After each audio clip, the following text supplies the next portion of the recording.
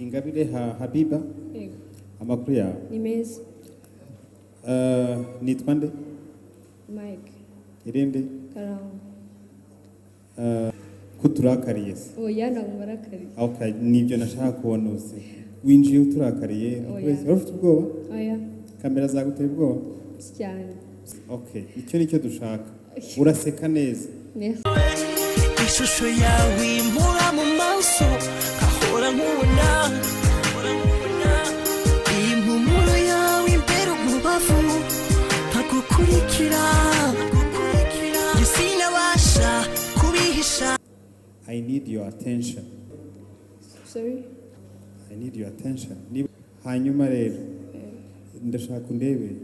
Urebe? Reba hano. Okay.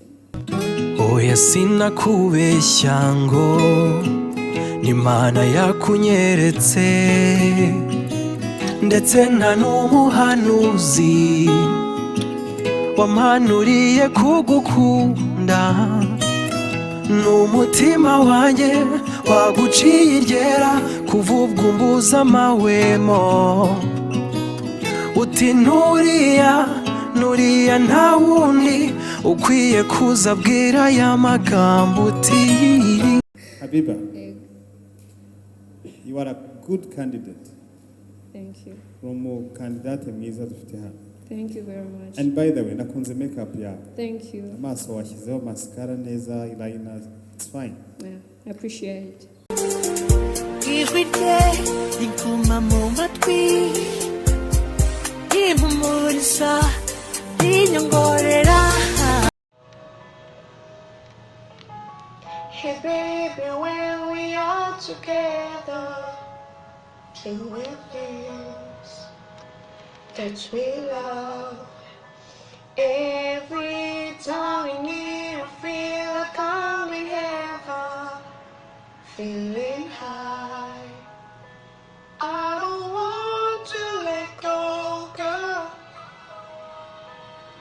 I just need you to know, girl. I don't wanna run away, baby. You're the one I need tonight. No promises, baby. Now I need to hold you tight.